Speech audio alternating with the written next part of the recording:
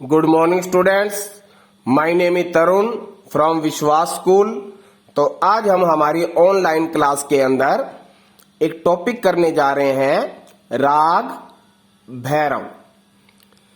तो राग के बारे में आपको बताया गया है कि ध्वनि की उस विशिष्ट रचना को जिसमें स्वर और वर्णों के कारण सौंदर्य उत्पन्न हो, उसे राग कहते हैं। और जो मनुष्य के मन को प्रसन्न करे, मतलब सुनने वाले के मन को प्रसन्न करे, उसे राग कहते हैं।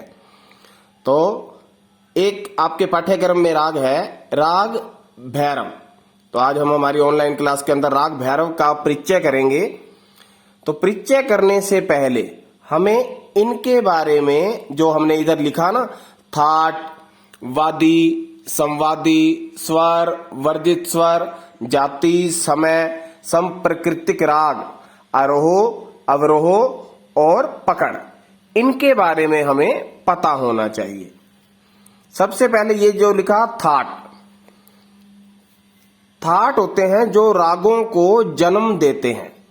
मतलब इन्हें राग का पिता भी कहा जाता है, थाट को। कि आपसे पूछा जाए कि राग के पिता कौन है, तो वो है थाट। अब थाट में क्या होता है, जैसे हम राग के अंदर देखेंगे कि आरोह भी होता है और अवरोह भी होता है। लेकिन ये जो थाट होता है ना, इसके अंदर आरोह तो होता है लेकिन अवरोह नहीं होता। तो ये बात का आपने ध्यान रखना है कि कुल 10 थाट है, कि हर थाट में से कोई ना कोई राग निकल के आता है। तो थाट जो राग भैरव है, इस राग का थाट है भैरव। मतलब इस भैरव राग को जन्म देने वाला जो थाट है, वो थाट है भैरव। थाट को राग का पिता कहा जाता है। मतलब जो रागों को जन्म देते हैं वो थाट कहलाते हैं। तो राग भैरव का थाट है भैरव। उसके बाद है वादी स्वर। वादी स्वर भी होता है, ठीक है। तो वादी स्वर क्या होता है, जो स्वर राग में सबसे ज्यादा प्रयोग होते हैं उसे वादी स्वर कहते हैं। तो राग भैरव के अंदर जो वादी स्वर है, मतलब जो सबसे ज्यादा स्वर प्रयोग हो रहा है, वो है धा, कोमल। जैसे कोमल की निशानी आपको बताई थी कि नीचे अंडरलाइन डाल देते हैं, धा कोमल, जिसको हम धैवत भी कह देते हैं, जो आपको संक्षिप्त रूप बताए थे। षडज, ऋषभ, गंधार, मध्यम, पंचम, धैवत, निषाद। तो धा को धैवत भी बोलते हैं। तो वादी स्वर, राग भैरव का जो वादी स्वर है, मतलब जो राग के अंदर सबसे ज्यादा प्रयोग किया जाने वाला स्वर है, वो है धा कोमल। उसके बाद है संवादी। संवादी स्वर होता है जो स्वर वादी स्वर की अपेक्षा राग में कम प्रयोग होता है, उसे संवादी स्वर कहते हैं। तो राग भैरव का संवादी स्वर है रे कोमल। रे कोमल, जिसको ऋषभ भी बोल दिया जाता है। उसके बाद है स्वर। इस राग के अंदर मतलब कोमल स्वर कौन कौन से लगते हैं, रे और धा कोमल। जो राग भैरव के अंदर, हर राग के अंदर कुछ कोमल स्वर लगते हैं, कुछ तीव्र लगते हैं। जैसे आपको विकृत स्वर बताए थे, शुद्ध स्वर बताए थे। तो राग भैरव के अंदर रे और धा, ये दोनों स्वर कोमल लगते हैं। उसके बाद है वर्जित स्वर। वर्जित स्वर मतलब जो स्वर इस राग के अंदर नहीं लगते, जो स्वर राग के अंदर नहीं लगते, उसे वर्जित स्वर कहते हैं। तो राग भैरव का वर्जित स्वर कोई नहीं, मतलब सभी के सभी स्वर लगते हैं इस राग के अंदर। कि राग भैरव के अंदर जैसे सारे ग म प ध नि सा है ना, सभी के सभी स्वर इस राग के अंदर। जैसे आपको राग की जातियां बताई थी कि किसी राग में 5 स्वर लगते हैं, जैसे ओडव, शाडव, संपूर्ण, 3 जातियां बताई थी। तो किसी में 6 लगते हैं, किसी में 7 लगते हैं। तो ये राग ऐसा है जिसके अंदर आरोह में भी 7 स्वर लग रहे हैं और अवरोह में भी 7 स्वर लग रहे हैं। देखो, आरोह सा रे गा मा पा धा नी सा। जैसे आरोह आपको बता दिया कि रे और धा कोमल आ रहा है, यहां क्लियर किया गया है कि रे और धा इस राग में कोमल लगते हैं। और वर्जित स्वर जैसे सभी के सभी लग गए, तो इसका मतलब वर्जित स्वर कोई नहीं है। वर्जित स्वर जो स्वर राग में नहीं लगता, उसे वर्जित स्वर कहते हैं। तो इस राग का वर्जित स्वर कोई नहीं है, सभी के सभी स्वर इस राग में लग रहे हैं। जाति मतलब इस राग की जातियां आपको बताई थी, जैसे ओडव, शाडव, संपूर्ण। ओडव मतलब 5 स्वर, शाडव मतलब 6 स्वर और संपूर्ण मतलब 7 स्वर, मतलब सभी के सभी स्वर। तो इस राग के आरोह में 7 स्वर हैं। देखो सा, रे कोमल आ गया, गा, मा, पा, धा, नी, सा, मतलब रे और धा कोमल है, बाकी सभी शुद्ध हैं। तो 7 हैं। तो आरोह में संपूर्ण, तो ऐसे ही अवरोह में भी सा, नी, धा, पा, मा, गा, रे, सा। अवरोह में भी सभी के सभी स्वर लग रहे हैं, मतलब धा और रे कोमल करेंगे, बाकी सभी शुद्ध। तो आरोह में भी 7, अवरोह में भी 7, तो इस राग की जाति बन जाएगी संपूर्ण संपूर्ण। अगर आरोह में 5 होते, अवरोह में 7 होते तो जाति बनती ओडव संपूर्ण। लेकिन इस राग में आरोह में भी 7 है और अवरोह में भी 7 है, मतलब जाते समय भी 7 है और आते समय भी 7 स्वर लग रहे हैं। तो इस राग की जाति बन गई संपूर्ण संपूर्ण।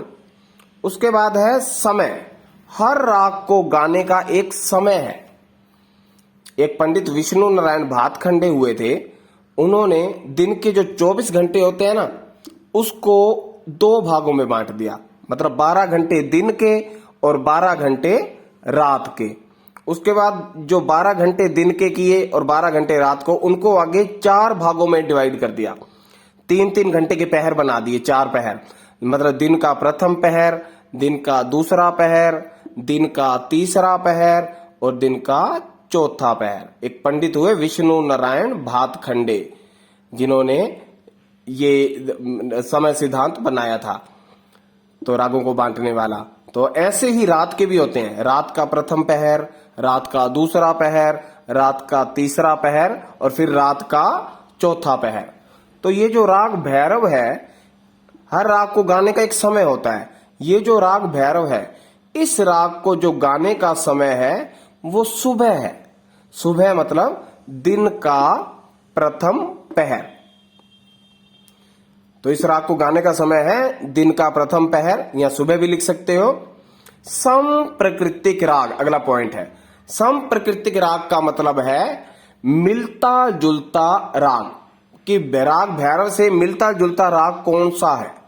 एक राग है रामकली, वो इस राग से मिलता जुलता में क्या होता है कि जैसे हमने सारे गामा पादा निसा, जो इस राग के स्वर हैं, अगर कोई एक आधा स्वर चेंज हो जाता है, उसकी जगह बदल जाता है, मान लो रे कोमल है, रे की जगह अगर शुद्ध आ जाए तो राग ही चेंज हो जाएगा। अगर धा की जगह शुद्ध आ गया, धा, बाकी स्वर ऐसे कैसे खड़े हैं, तो राग चेंज हो जाएगा। तो समप्रकृतिक राग का मतलब है मिलता जुलता राग। तो मिलता जुलता राग, राग भैरव का मिलता जुलता राग है राग रामकली। उसके बाद आरोह। आरोह का मतलब इस राग के जाते समय स्वर कौन से हैं और अवरोह आते समय स्वर कौन कौन से हैं। आरोह, आरोह के अंदर संपूर्ण जाति बता दी आपको, जैसे सभी स्वर लग रहे हैं, सा, रे कोमल, गा, मा, पा, धा कोमल, नी और सा, मतलब सारे गामा पाधा निसा सभी स्वर लग रहे हैं, लेकिन रे और धा इस राग के अंदर कोमल स्वर लग रहे हैं। उसके बाद है अवरोह। अवरोह मतलब वापिस आते समय, तो 1 2 3 4 5 6 7, ये तो आगे रिपीट हो गया ना इसका अगले सप्तक का। तो सा, नी, धा, पा, मा, गा, रे, आते समय भी 7 है, धा और रे कोमल आ रहे हैं जाते समय भी और आते समय भी। तो इस राग के जो आरोह और अवरोह में 7-7 स्वर हैं, इसलिए इस राग की जाति बताई गई संपूर्ण संपूर्ण, मतलब जाते समय भी 7 है और आते समय भी 7 है, तो संपूर्ण संपूर्ण। उसके बाद है ये पकड़। पकड़ जैसे इसमें लिखी है ना, गा, मा, धा, पा, गा, मा, रे, सा।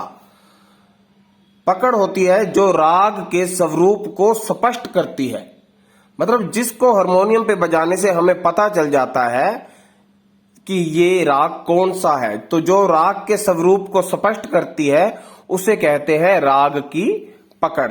तो इस पकड़ अलग अलग हो सकती है तो हारमोनियम के हिसाब से, लेकिन आपको ये पकड़ बताई गई है, आप इसको लर्न कर सकते हो। गा मा धा कोमल शो करेंगे पकड़ में भी, पा गा मा रे कोमल और सा, गा मा धा पा गा मा रे सा। तो एक बारी हम फिर से एक बार इसको रिवाइज कर लेते हैं। राग भैरव का थाट, थाट भैरव है। थाट मतलब जो रागों को जन्म देते हैं, जिन्होंने जो रागों को जन्म देते हैं, 10 थाट हैं। तो इसे थाट को राग का पिता भी कहा जाता है। तो थाट भैरव, राग भैरव का जो थाट है वो भैरव है। वादी, वादी स्वर जो राग में सबसे ज्यादा प्रयोग होता है, धा कोमल। संवादी जो राग में वादी स्वर की अपेक्षा कम प्रयोग होता है, जैसे रे कोमल, संवादी स्वर रे कोमल आ रहा है इसमें। राग भैरव का परिचय कर रहे हैं हम। उसके बाद है स्वर। स्वर में हम कोमल स्वरों के बारे में बताते हैं। रे और धा इस राग के कोमल स्वर हैं।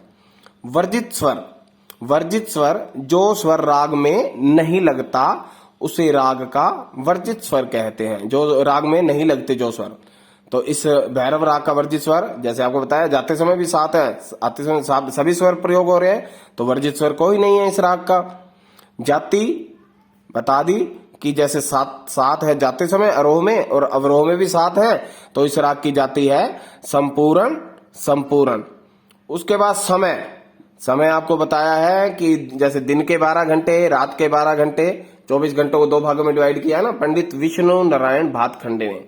तो दिन के 4 पहर बन गए, दिन का प्रथम पहर, दिन का दूसरा पहर, दिन का तीसरा पहर और दिन का चौथा पहर। तो ऐसे ही रात के भी 4 पहर बनते हैं। तो इस राग को गाने का समय जो है वो दिन का प्रथम पहर है, मतलब सुबह। सम प्रकृतिक राग, मिलता जुलता राग, इस राग से मिलता जुलता राग है रामकली।